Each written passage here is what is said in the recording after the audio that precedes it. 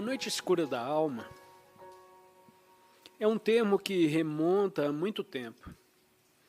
Talvez remonta ao místico espanhol São João da Cruz.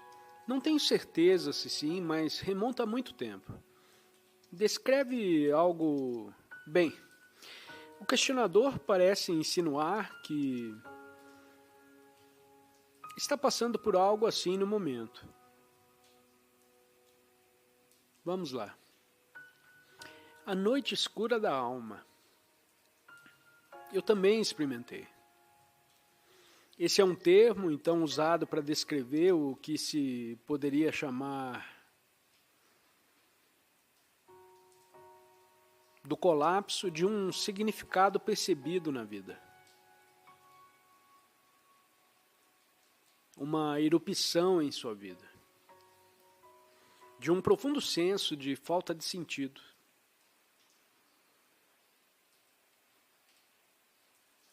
E o estado interior, em alguns casos, está muito próximo da depressão. Talvez alguma noite escura da alma, muitas vezes tenha a ver com o que se convencionou chamar de depressão. Mas é basicamente uma sensação de vazio ou falta de sentido. Nada mais faz sentido. Não há propósito para nada. E às vezes é desencadeado por algum evento externo, alguns desastres, talvez, em um nível externo, mais externo do que interno. A morte de alguém próximo a você pode desencadear isso, especialmente a morte prematura. Por exemplo, se seu filho morre, ou se você construiu sua vida e deu a ela um significado, e o significado que você deu à sua vida, dizendo, é disso que se trata a minha vida, as suas atividades, as suas conquistas, para onde você está indo, o que é considerado importante, e assim o significado que você deu à sua vida, por algum motivo desmorona. Então, como eu disse, pode acontecer. Se acontecer algo que você não consegue mais explicar, algum desastre que parece invalidar o sentido que sua vida tinha antes,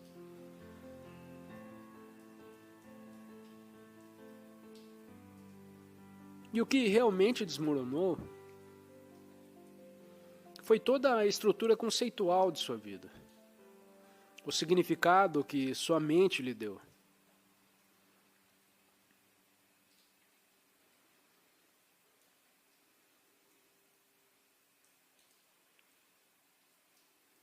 Isso resulta em uma sensação de escuridão, um lugar escuro.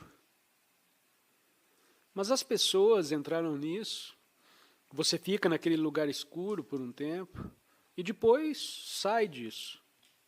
Existe a possibilidade de você sair disso. Você pode emergir disso para um estado transformado de consciência, onde a vida tem um significado novamente, mas não é mais um significado conceitual que você poderia necessariamente explicar. Muitas vezes é da noite escura da alma, não necessariamente, mas muitas vezes é dali que as pessoas despertam do seu senso conceitual de realidade, que entrou em colapso. Eles despertam para algo mais profundo que não é mais baseado em conceitos em sua mente. Um senso mais profundo de propósito ou conexão com uma vida maior que não depende mais de explicações ou qualquer coisa conceitual. É uma espécie de renascimento. E a noite escura da alma é uma espécie de morte, que você morre O que morre na noite escura da alma é o senso egóico de eu. E claro, sim, a morte é sempre dolorosa.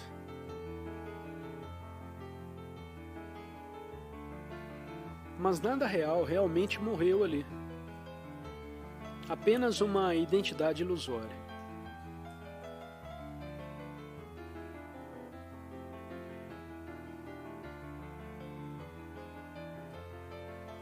Agora, provavelmente, é o caso de algumas pessoas que passaram por essa transformação, passaram pela noite escura da alma e descobriram que disso surgiu um novo eu, que era um eu não conceitual, mas um ser profundo, a consciência desperta. E eles, de alguma forma, olhando para trás, perceberam que tinham que passar por isso. Claro que nem todo mundo tem que passar por isso, mas algumas pessoas sim. E eles até, em algumas tradições espirituais, tentam recriar a experiência da noite escura da alma, para provocar um despertar espiritual. E isso provavelmente fazia parte das chamadas escolas de mistério da Grécia Antiga e do Egito,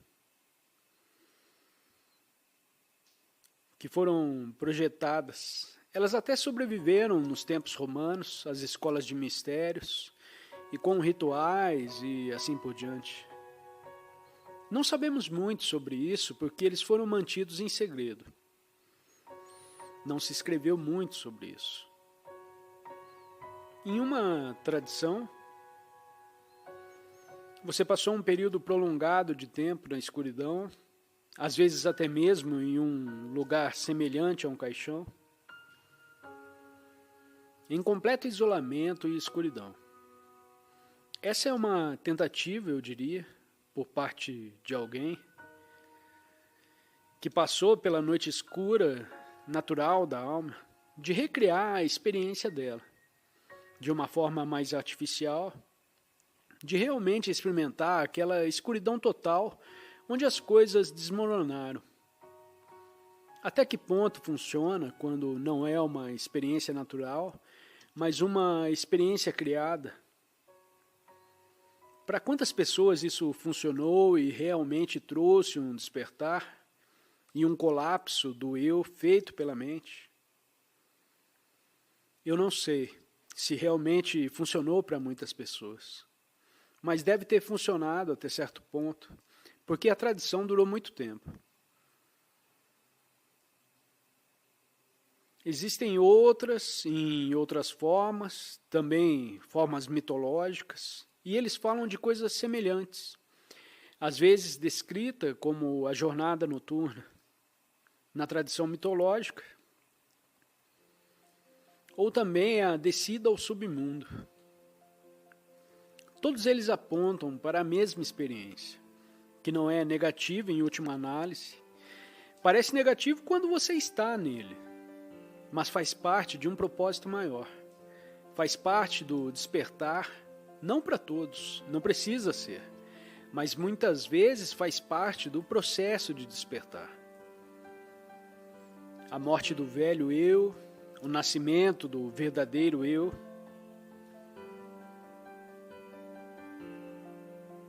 Então, uma vez que você sabe disso, se ele vier, ou se você estiver no meio dele agora, quanto mais você se render, mais rapidamente você passará por isso. Rendição significa não julgá-lo mais. Você aceita o que quer que esteja experimentando, nesse momento.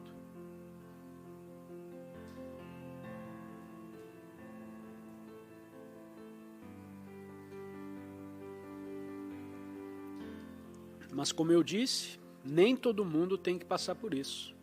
Para muitas pessoas, o processo de despertar começa sem isso. Às vezes, mesmo após o início do processo de despertar, ele ainda pode acontecer e finalmente você vai romper. Mas tudo bem, Permita que a vida faça o que ela faz. Você não precisa buscar isso. E não precisamos recriá-lo de alguma forma artificial. Portanto, não se tranque em um quarto escuro por dias a fio. É improvável que funcione. É desnecessário.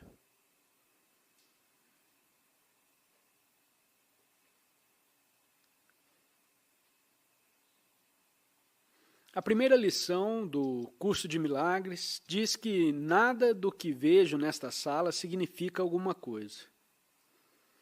E você deve olhar ao redor da sala, para o que quer que esteja olhando, e dizer: essa coisa não significa nada. Isso não significa nada. Essa mesa não significa nada. Essa mão não significa nada. Qual é o propósito de uma aula como essa? Bem, é um pouco como recriar o que pode acontecer durante a noite escura da alma, que é o colapso de um significado feito pela mente, um significado conceitual da vida. Acreditar que você entende do que se trata. Então, com o curso de milagres, na lição 1, é uma renúncia voluntária do significado feito pela mente humana que é projetada. E você vai voluntariamente dizer: eu não sei o que isso significa. Isso não significa qualquer coisa. Você limpa a placa. Na noite escura da alma, ela desmorona. Em algumas tradições espirituais, você pode realmente ser encorajado a abandonar sua realidade conceitual. Então você deve chegar a um lugar conceitual, pode-se dizer sem sentido, ou pode-se dizer um estado de ignorância, onde as coisas perdem o significado que você deu a elas, que foi todo condicionado, cultural e assim por diante. Então você pode olhar para o mundo sem impor uma estrutura de significado criada pela mente.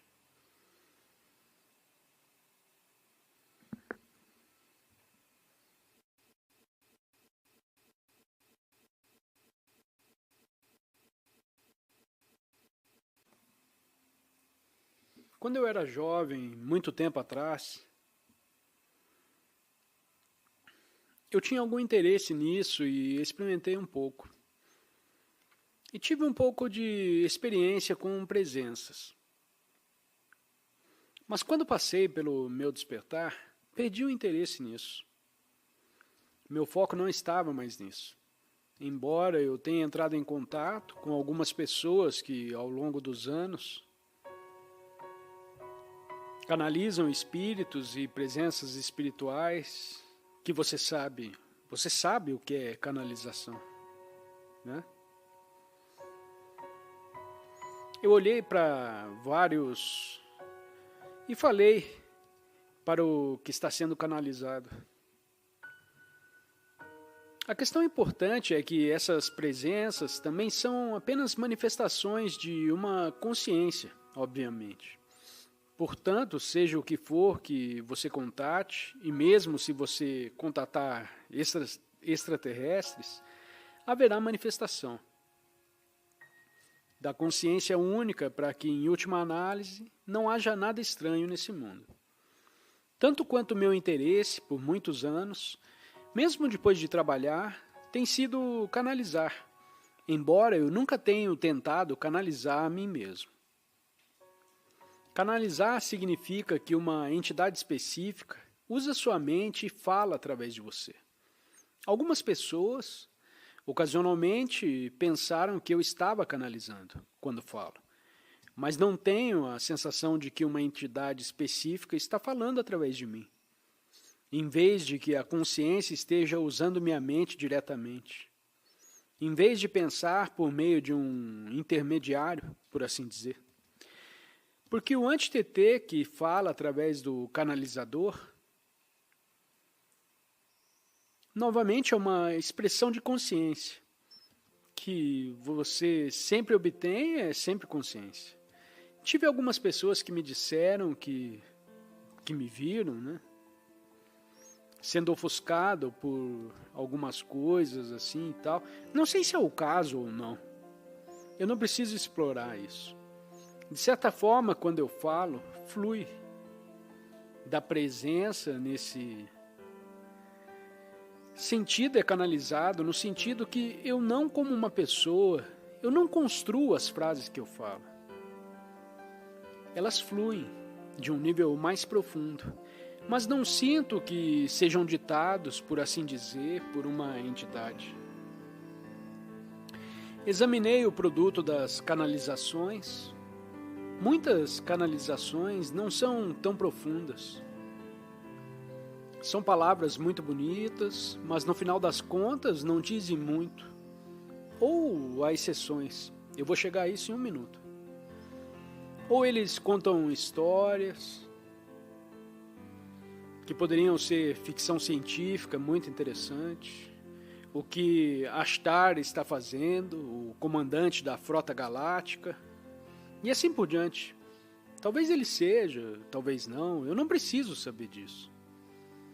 Existem algumas canalizações que são excepcionais, onde na verdade há uma consciência superior trabalhando. Assim, por exemplo, o Curso em Milagres é um livro que foi canalizado por meio de um médium. A médium Ellen Schumann era psicóloga na Universidade de Colômbia. E essa voz veio através dela e falou através dela. E ela estava escrevendo ditados. Basicamente anotando ditados todos os dias. Em seu escritório na Universidade de Colômbia.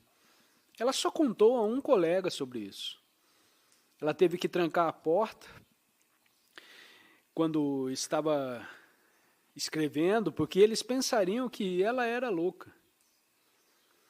Então ela estava anotando o ditado, começou com ela ouvindo essa voz interior. Isso é claro em Milagres, por favor, tome notas. E ela foi até o seu colega e disse, eu ouço essa voz, acho que estou ficando louca. E o colega dela disse, é só escrever o que a voz fala, que aí a gente decide se você é louca ou não. E ela escreveu e não foi uma loucura. Na verdade, não é um ensinamento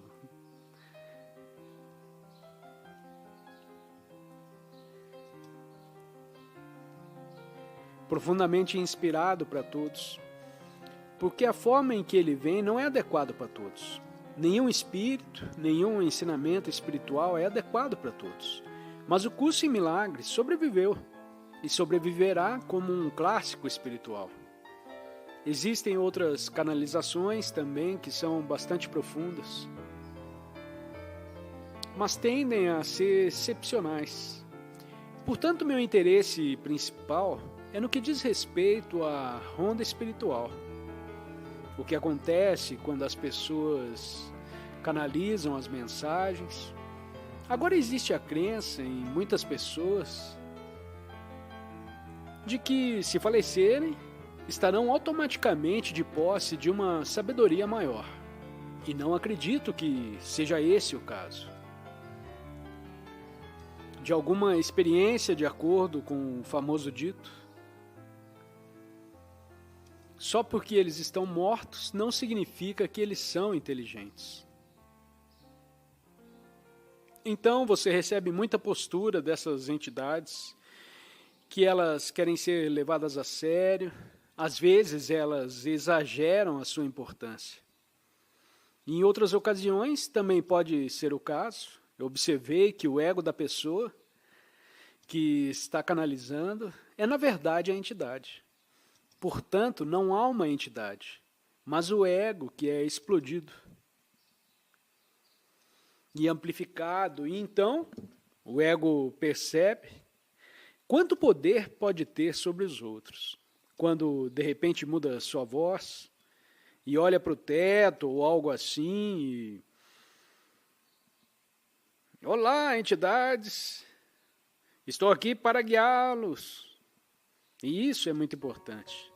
Quer dizer, é assustador quando você os ouve e diz, meu Deus, ele realmente deve saber o segredo do universo. Então, espiritualmente falando, eu não procuraria muito por isso.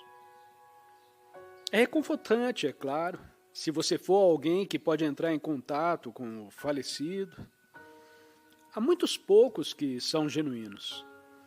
Pode ser muito reconfortante saber que a pessoa amada ainda está lá, não desapareceu no nada. Mas também há muita decepção. Mas se você for muito bom e não se perder, porque então você entregará seu próprio poder a outras entidades. E isso também pode ser bastante perigoso. Portanto, não se perca nesse reino. Vá diretamente para a consciência. Em vez de buscar um intermediário para acessar a sabedoria, em vez disso, encontre a sabedoria que está dentro de você. Você não precisa de um intermediário para lhe fornecer sabedoria. Por ser inseparável da essência, de quem você é e do que você é, a sabedoria está em você. Portanto, não se preocupe.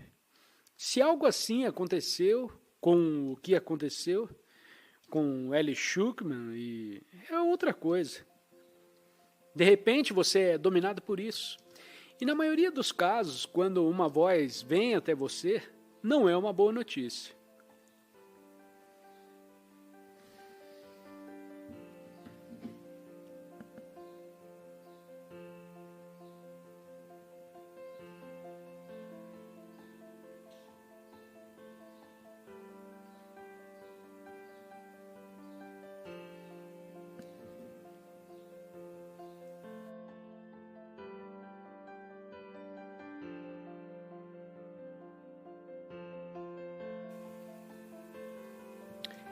Bem, a sua pergunta é sobre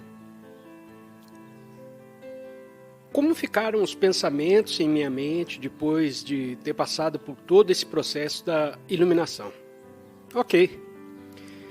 Sim, bem, há longos períodos sem o pensamento.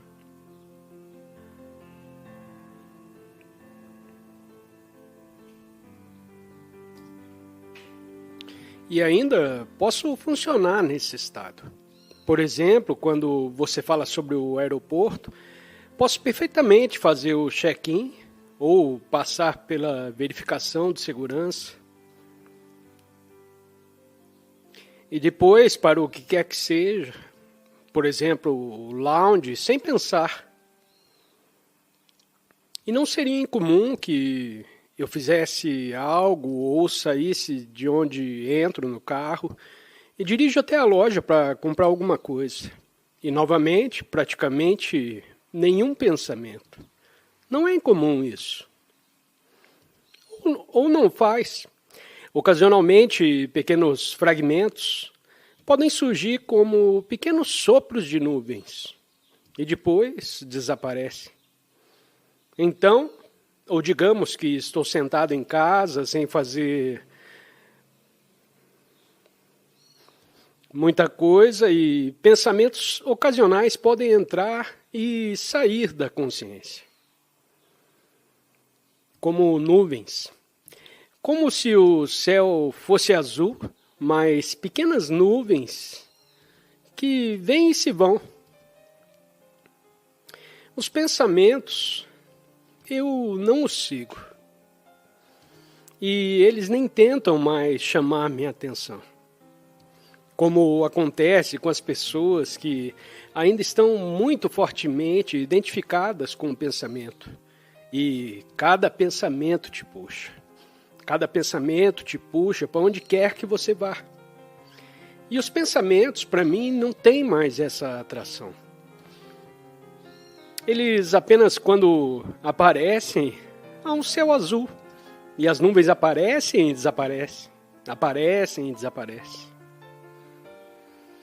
E pode até, ocasionalmente, haver um fluxo de pensamentos em certas situações, ou talvez nem mesmo conectado a algo particular acontecendo fora de mim.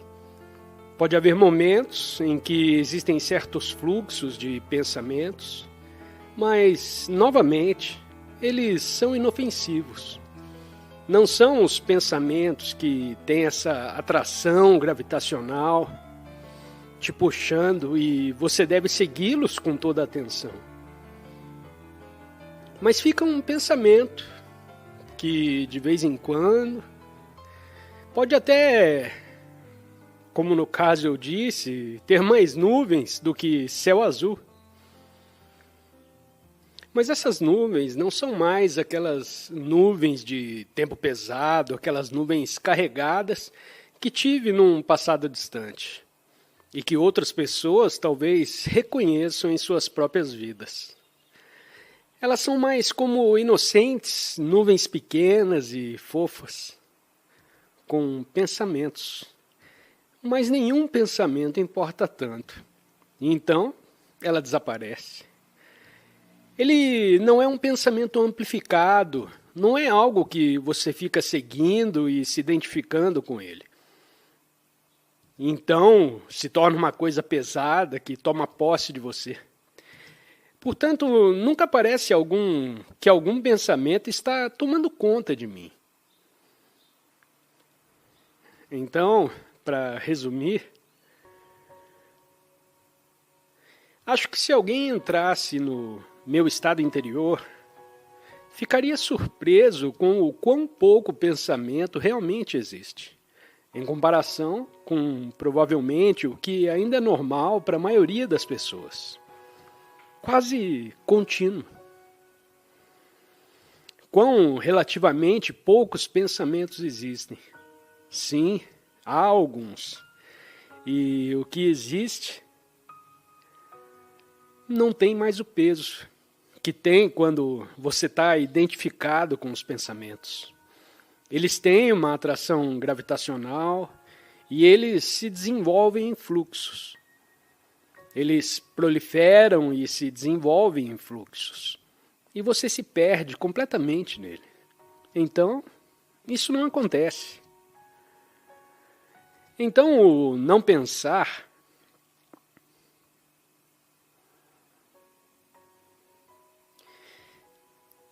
eu diria que quase predomina, a menos que haja algo específico para se pensar. Mas, ocasionalmente, sim. As nuvens vêm e vão e assim por diante. Mas há sempre uma consciência do céu também.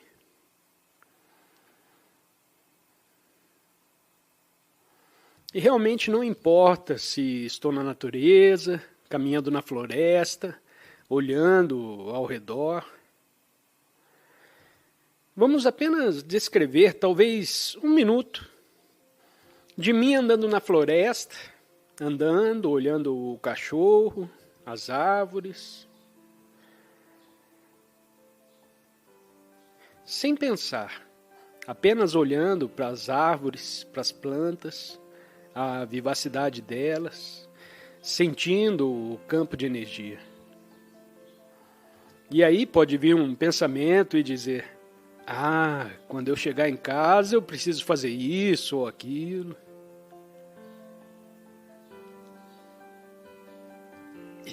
Esqueci de fazer aquele outro. Preciso, quando chegar em casa, preciso fazer isso, preciso fazer aquilo. Eu também preciso comprar algumas bananas mais tarde. Ok, então ele se foi. Então, algum outro pensamento vem de alguma outra coisa. Talvez poderia ser qualquer coisa. Uma pessoa que tentou entrar em contato comigo outro dia, mas não o fez. Então, desapareceu de novo e voltou.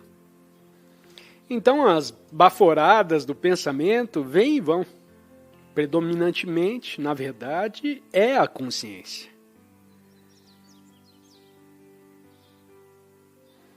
É muito mais legal do que pensar.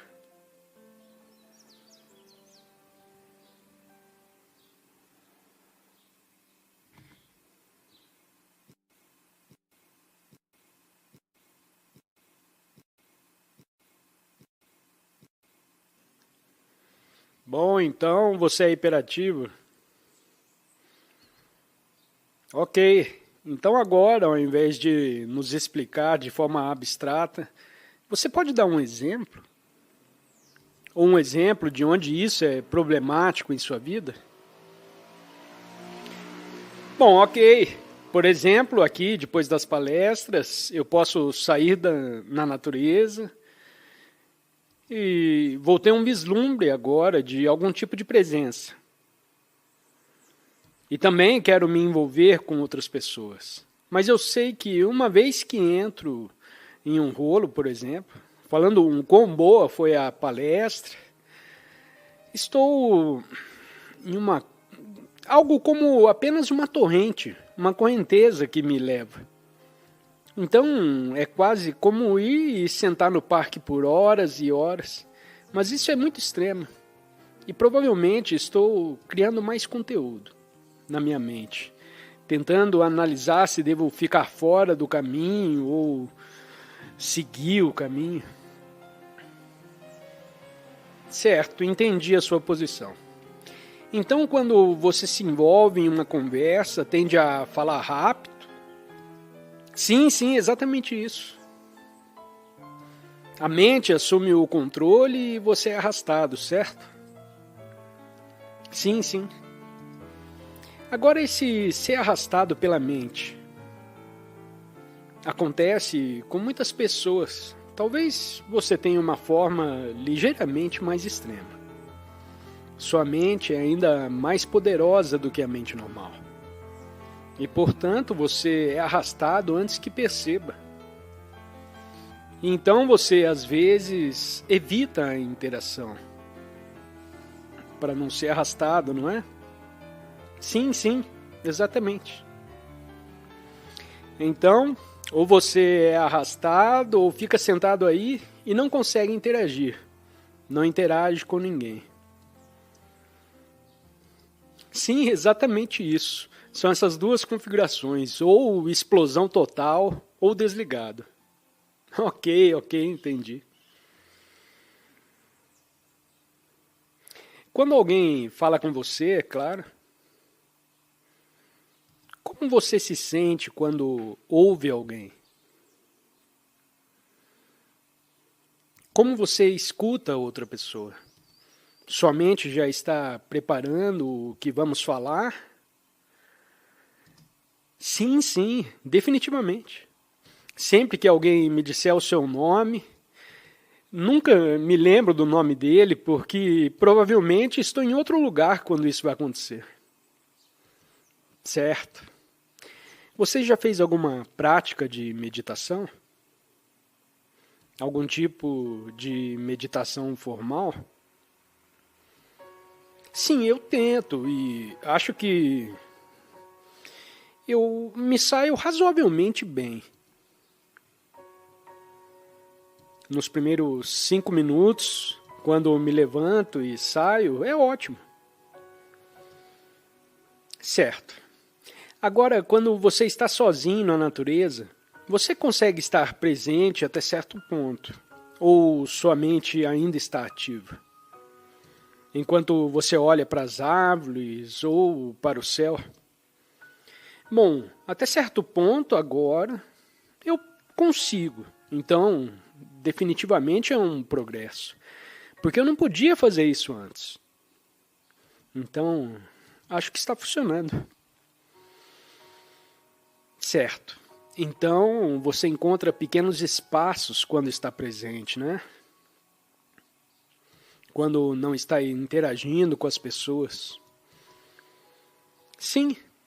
Como o asfalto molhado, por algum motivo, apenas se esburacou. Sim, isso funciona. Eu não sei porquê, mas funciona. É apenas um reflexo. Ok. Bem, as coisas mais improváveis podem ajudá-lo. Isso é bom. Realmente não importa o que é. Então você está em um relacionamento? Casado ou não? Não sou casado. Você já teve relacionamentos? Sim, mas foi insuficiente. Ok, mas já é o suficiente. Não quero me aprofundar muito nisso, porque eu não sou psicoterapeuta e não preciso ser.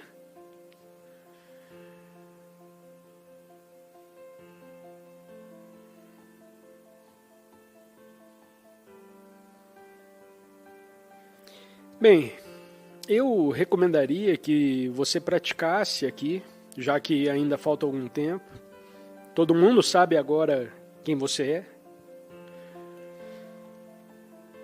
E as pessoas aqui são muito mais conscientes do que as pessoas que você normalmente encontra na vida cotidiana.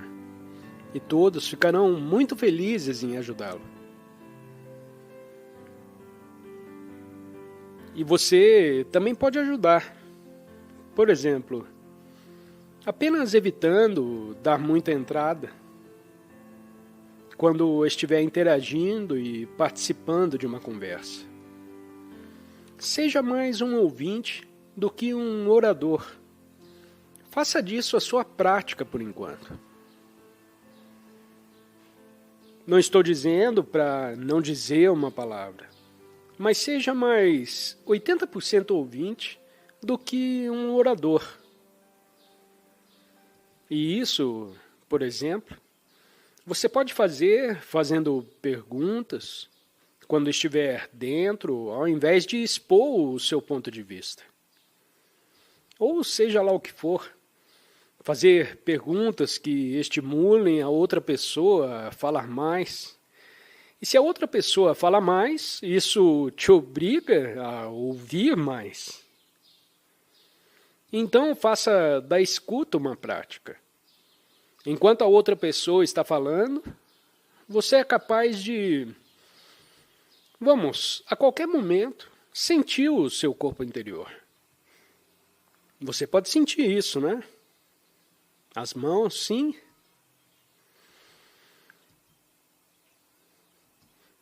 Ok, mas as mãos, por exemplo, dá para sentir a energia, certo? Nas mãos. O resto do corpo é mais difícil? Sim, é mais difícil. Ok, bom, é um bom começo, é um começo. Portanto, sugiro que depois de fazer uma pergunta, enquanto você ouve, direcione a sua atenção para a sensação interior de suas mãos. E mantenha isso lá para que sua mente não decole. Então você faz uma pergunta, por exemplo, de onde você é? Há quanto tempo você ouve a Eckhart Tolle? Como você descobriu os livros? Você já tem outros livros? Você já foi a outras palestras? E as pessoas ficaram felizes em te ajudar respondendo às suas perguntas. E eles ficarão felizes em te ajudar não fazendo muitas perguntas. Então, enquanto você ouve, tenha sua atenção no campo de energia interior de suas mãos. Se você puder amplificar isso e ter a sua atenção também em outras partes do corpo, por exemplo, nos pés e nas mãos, ao mesmo tempo, melhor ainda. Mas as mãos já é grande coisa, já está ótimo. Então você sente a vivacidade em suas mãos e a partir daí você ouve. E você sabe, apenas dê. Isso vai te ajudar a evitar que o fluxo da mente o domine. Então esse é o começo de um pouco de prática. Outra prática que você pode fazer é, enquanto ouve, ficar atento à sua respiração. Então, você pode até juntar os dois. Você pode estar ciente de sua respiração e de suas mãos, mas provavelmente é melhor para você escolher apenas um ou outro. Então, por favor, vocês que estão ouvindo, ajudem esse senhor e permitam que ele lhe faça algumas perguntas.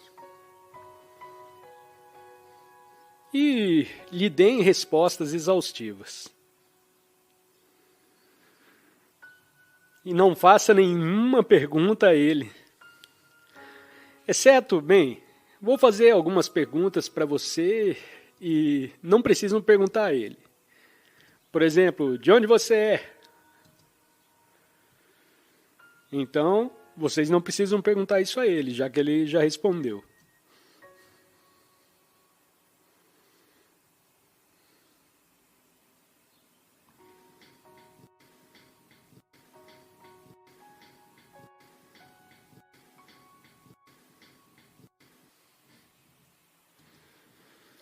Funcionar em uma frequência mais alta é a expressão com a qual mais me identifico, porque essa é outra maneira de se expressar tudo isso.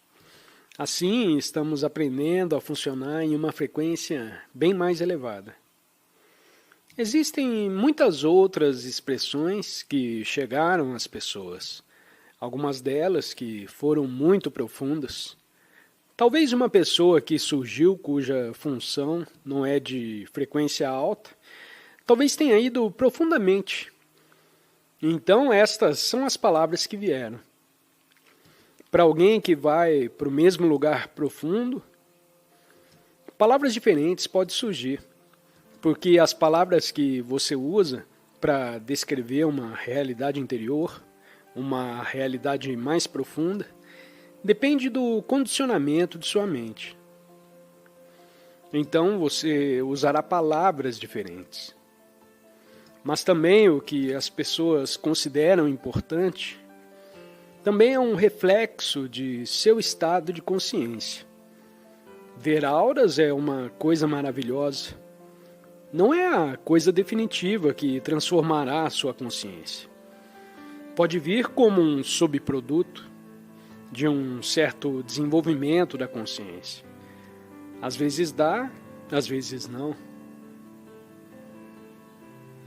Não é algo a ser buscado como a última coisa a ser alcançada, porque mesmo que você veja auras, você ainda está no mesmo estado de consciência, que pode ser egóico. Na verdade, você pode ficar tão identificado com a sua capacidade de ver auras que seu ego fica ainda maior. Depois, conforme a consciência evolui, às vezes acontece que surgem certas habilidades que são consideradas algumas quase milagrosas. Para algumas pessoas eles vêm e para algumas pessoas eles vêm e depois vão novamente. Na Índia, essas habilidades surgem espontaneamente, como um subproduto do despertar espiritual. São chamadas de siddhis. Então, os siddhis são, por exemplo, poder, telepatia, ou saber o que alguém está pensando, ou mover coisas, criar telecinese, ou o que quer que seja. Qualquer uma dessas coisas acontecem espontaneamente. Muitas vezes são coisas que simplesmente acontecem. E todos os verdadeiros professores na Índia, eles não ensinam você a se desenvolver os siddhis. Todos eles apontam para o fato de que os siddhis, você não deve dar muitas importância a eles quando eles vêm, porque você perde a noção do que realmente importa, que é o seu estado de consciência.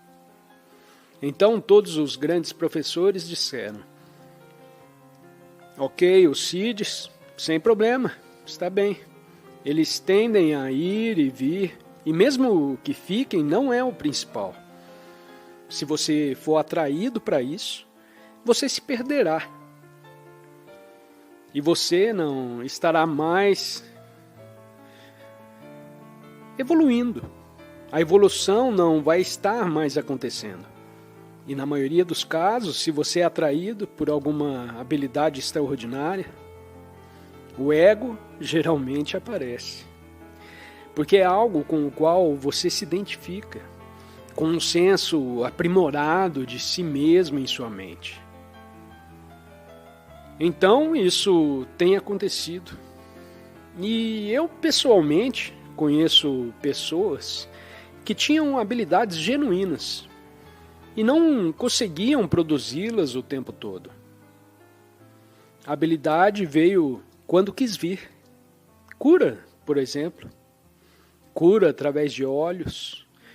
Como eu conhecia uma ou duas pessoas pessoalmente, quando elas entravam no estado de cura, de repente havia óleo que se manifestava. Óleo perfumado em suas mãos. E eles colocavam as mãos nas pessoas e muitas vezes havia uma cura. Então eles começaram a praticar mais, e então eles começaram a perceber: eles nunca disseram isso. Os olhos não vinham o tempo todo. Então eles tentaram e não há óleo. E tinha uma sala cheia de pessoas querendo ser curadas. Eles estão chegando às 8 horas e não tinha óleo. E alguém chama isso de investimento do ego. Tornou-se o seu sustento. Então, o que um deles fez, não estou mencionando o nome deles, é claro. O que um deles fez, conforme me foi dito por seu assistente pessoal, ele colocou uma coisa de borracha cheia de óleo sobre as axilas. Então havia um tubo descendo.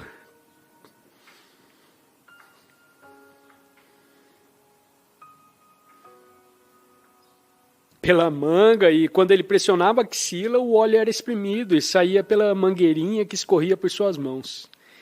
E ninguém ia saber porque escorria de um tubo que a camisa dele era de manga curta, poder genuíno. E quando ele sai, elas são uma fraude. Então, claro, esse é o caminho espiritual deles. Em algum momento, há quem poderia dizer que essa pessoa não pode evoluir. Além disso, se perceber o que está fazendo,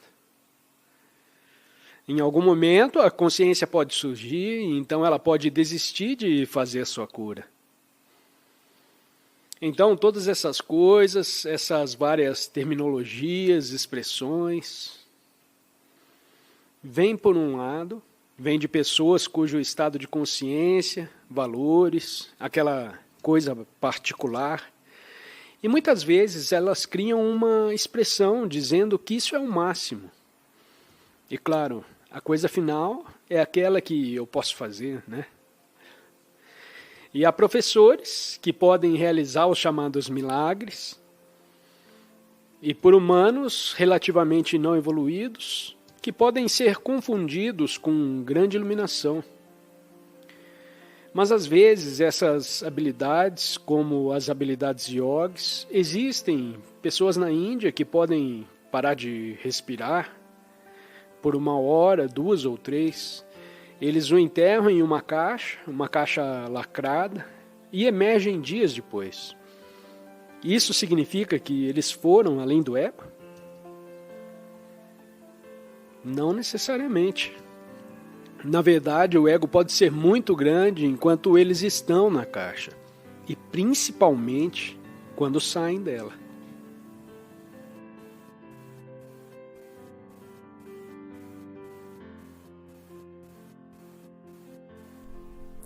Os mestres Zen usam a palavra Satori para descrever um momento de insight, um momento de mente vazia e presença total. Embora Satori não seja uma transformação duradoura, agradeça quando ela surgir, porque terá uma amostra da iluminação. Isso já pode ter acontecido muitas vezes sem que você soubesse o que significava e como era importante. A presença é necessária para tomarmos consciência da beleza, da majestade e do aspecto sagrado da natureza. Você alguma vez contemplou o espaço infinito em uma noite clara? estarrecido por sua calma, absoluta e incrível vastidão? Já escutou de verdade o som de um riacho, numa montanha na floresta? Ou o som de um melro ao cair da tarde em uma tranquila tarde de verão? Para perceber tudo isso, a mente tem que estar serena. Você tem de se despojar por um momento da sua bagagem pessoal de problemas, do passado e do futuro, e também do seu conhecimento. Do contrário, você olhará, mas não verá. Ouvirá, mas não escutará. Estar totalmente presente é fundamental.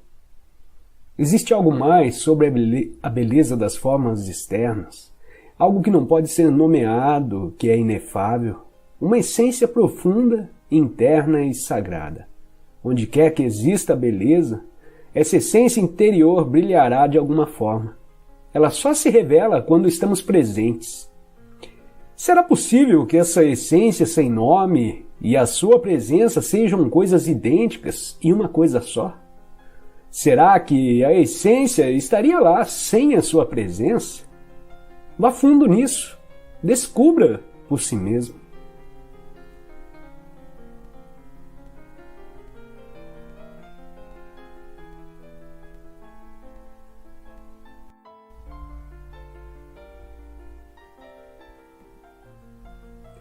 Por mais de 30 anos, um mendigo ficou sentado no mesmo lugar, debaixo de uma marquise.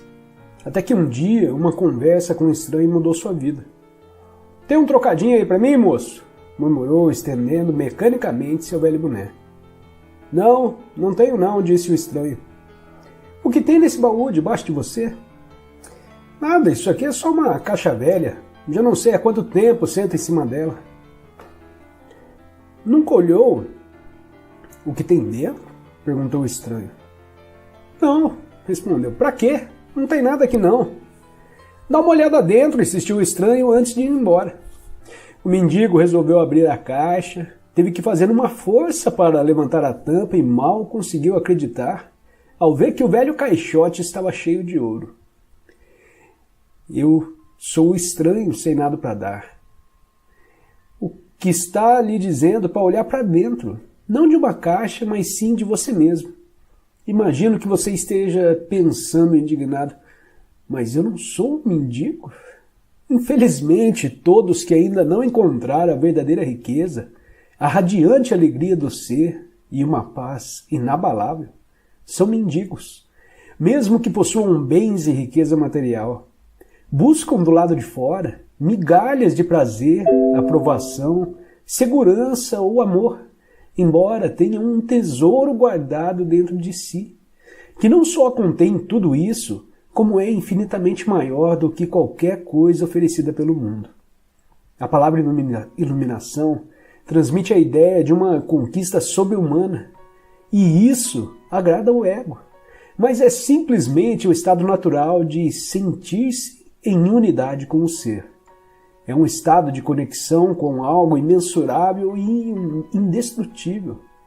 Pode parecer um paradoxo, mas esse algo é essencialmente você, e ao mesmo tempo é muito maior do que você. A iluminação consiste em encontrar a verdadeira natureza por trás do nome e da forma. A incapacidade de sentir essa conexão dá origem a uma ilusão de separação, tanto de você mesmo quanto do mundo ao redor. Quando você se percebe consciente ou inconsciente, como um fragmento isolado, o medo e os conflitos internos e externos tomam conta da sua vida. Adoro a definição simples de Buda para iluminação. Iluminação é o fim do sofrimento. Não há nada de sobre-humano nisso, não é mesmo? Claro que não é uma definição completa. Ela apenas nos diz que a iluminação não é sofrimento. Mas o que resta quando não há mais sofrimento? Buda silencia a respeito. E esse silêncio implica que teremos de encontrar a resposta por nós mesmos. Como ele emprega uma definição negativa, a mente não consegue entendê-la como uma crença ou como uma conquista sobre-humana. um objetivo difícil de alcançar. Apesar disso, a maioria dos budistas ainda acredita que a iluminação é algo apenas para Buda e não para eles próprios. Pelo menos, não nesta vida.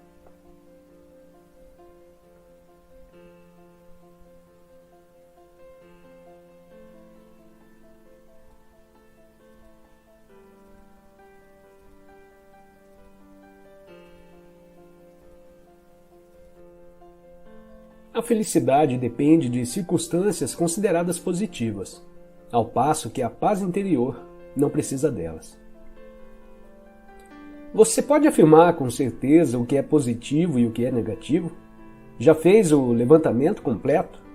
Muitas pessoas devem ter aprendido bastante com as suas próprias limitações, seus fracassos, suas perdas, suas doenças e sofrimentos.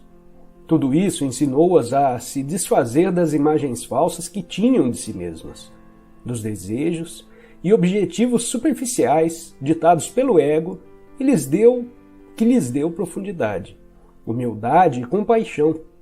Fez delas pessoas mais reais. Sempre que acontece alguma coisa negativa, há sempre uma lição embutida, embora nem sempre se perceba isso na hora. Uma doença ou um acidente pode mostrar o que há de real ou irreal em uma situação, aquilo que é importante e o que não é. De uma perspectiva mais elevada, as circunstâncias são sempre positivas. Para ser mais preciso, elas não são positivas nem negativas, são do jeito que são. E quando aceitamos as coisas como são, o bem ou o mal deixam de existir em nossas vidas. Só o que existe é um bem supremo que inclui o mal. Mas pela perspectiva da mente, existe o bem e o mal, o igual e o diferente, o amor e o ódio. É por isso que no livro do Gênesis está escrito que Adão e Eva não tiveram mais permissão para habitar o paraíso quando comeram da árvore do conhecimento do bem e do mal.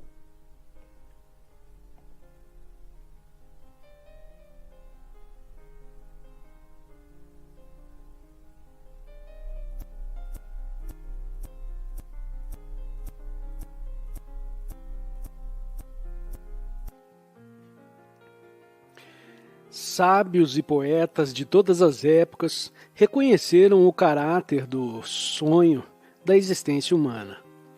A vida, aparentemente tão concreta e real, é ao mesmo tempo tão fugaz que é capaz de acabar a qualquer instante. Na hora da morte, a história da sua vida pode realmente lhe parecer um sonho que está terminando. Mas até o sonho há uma essência que é real. É preciso haver uma consciência para que o sonho aconteça. Do contrário, não haveria sonho. Mas será que é o corpo que cria a consciência ou é a consciência que cria o sonho do corpo? Por que será que a maioria das pessoas que estiveram à beira da morte perdem o medo de morrer? Pense nisso. Quando você aceita o que é, atinge um nível mais profundo. Nesse nível, tanto seu estado interior quanto sua noção de eu não dependem mais dos julgamentos feitos pela mente do que é bom ou ruim. Quando você diz sim para as situações da vida e aceita o momento presente como ele é, sente uma profunda paz interior. Superficialmente, você pode continuar feliz quando há sol e menos feliz quando chove. Pode ficar contente por ganhar 1 milhão e triste por perder tudo que tem. Mas a felicidade e a infelicidade não passarão dessa superfície. São como marolas à tona do seu ser. A paz que existe dentro de você permanece a mesma. Não importa qual seja a situação externa. O sim para o que é mostra que você tem uma dimensão de profundidade que não depende das condições externas nem das internas, com seus pensamentos e emoções sempre flutuantes. Ao viver através do ego, você faz do momento presente apenas um meio para atingir um fim. Você vive em função do futuro. Mas quando atinge seus objetivos, eles não o satisfazem. Ou não o satisfazem por muito tempo. Quando você dá mais atenção ao que está fazendo do que ao resultado que quer alcançar com a sua ação, rompe o velho condicionamento autocentrado. Sua ação presente se torna não só muito mais eficaz, como infinitamente mais satisfatória e gratificante.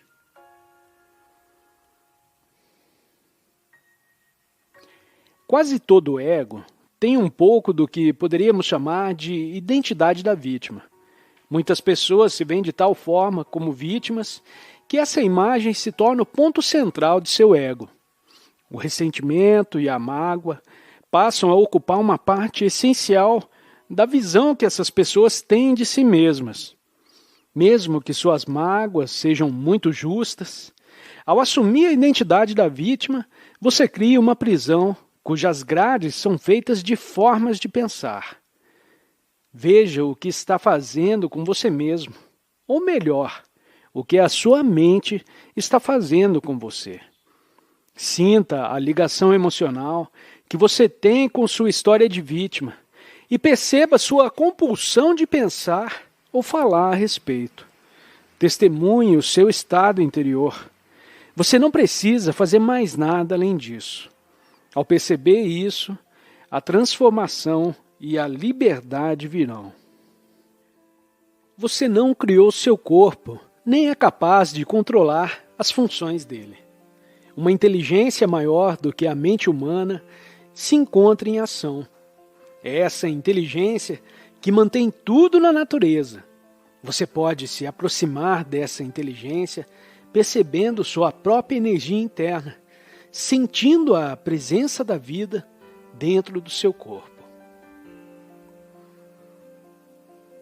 A disposição e a alegria de um cão, seu amor incondicional e sua presteza em festejar a vida a qualquer momento costumam contrastar muitas vezes com o estado interior do dono do cão, deprimido, ansioso, cheio de problemas, esmagado por pensamentos, ausente da única hora e do único lugar que existe, o aqui e o agora. A gente até se pergunta, como é que o cão consegue continuar tão alegre e sadio vivendo ao lado dessa pessoa? Há muitas expressões usadas frequentemente que mostram que as pessoas não sabem quem são. O mesmo acontece às vezes com a estrutura da língua. Dizemos, ele perdeu a vida num acidente de carro. Ou a minha vida. Como se a vida fosse alguma coisa que se possa possuir ou perder. A verdade é, você não possui uma vida. Você é a vida. Você é a vida única. A consciência única que permeia todo o universo e assume temporariamente a forma de pedra, folha, animal, pessoa, estrela ou galáxia. Consegue perceber que lá no fundo você já sabe disso? Consegue perceber que você já é isso?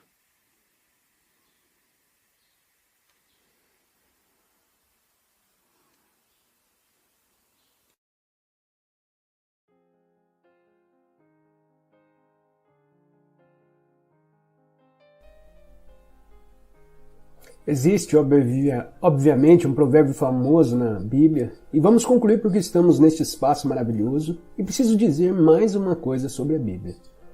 Sê silencioso e sabe que eu sou Deus. Um dos provérbios mais profundos da Bíblia. Claro que a Bíblia é uma amálgama de todo tipo de coisas, mas existem algumas joias maravilhosas. Sê silencioso e sabe que eu sou Deus. Por outras palavras, o transcendente, o divino, só pode ser encontrado através da quietude.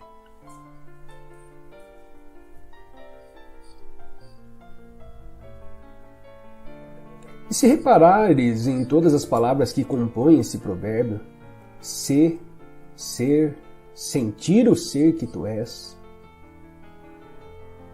eu sou, o ser, o verbo, são o mesmo, pertencem à mesma palavra. Primeira pessoa do singular do verbo ser é eu sou. Parecem palavras diferentes. Ser silencioso, sem pensamentos. E não do ponto de vista da mente. Tornas-te ignorante quando ficas silencioso. O ponto de vista da mente é: eu preciso resolver os problemas. Isso tem o seu lugar. Mas a profundidade de ti não precisa resolver nada. Na realidade, acedes a uma inteligência mais profunda, a uma inteligência incondicionada. E isso é o conhecimento, é o saber do qual surge o conhecimento intuitivo. Ser silencioso e sabe que eu sou, volta ao ser, o verbo, Deus, o um.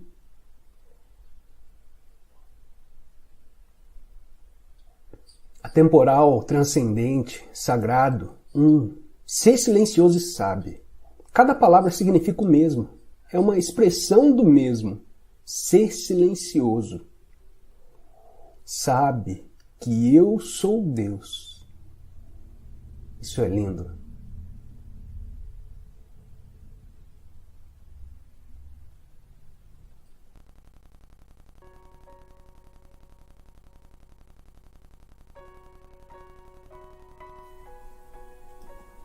Existe uma maneira pela qual você pode usar o sofrimento quando ele aparece. E daí, aceitar aquilo que é no percurso do sofrimento é desistir da resistência. E de repente, esta é uma maneira de encontrar aquilo que está além da forma. Quando você sofre, e você, de bom grado, você pode praticar isso se você tiver uma doença ou o que seja. Aceite completamente aquilo que é. Não aceite a idade de doença, a ideia de doença. Eu falei sobre isso antes em algum lugar. Aceite simplesmente o que você sente neste momento. Traga aceitação para isso. O que quer que surja neste momento, isto é o que é. Isto liberta você do mundo da forma. Se você aceitar a forma por completo, isto liberta você da forma. Isso é um milagre. Se você não aceitar a forma desse momento, você é pego pela armadilha do movimento de reação. O que significa que você está mais preso ainda à forma. Então, entrega significa aceitar o que quer que surja. E lá está a cruz e ele diz: se você aceitar, então é a cruz quem carrega você.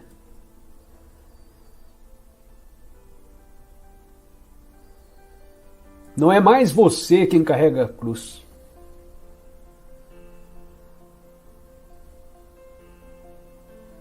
Isso não é impressionante?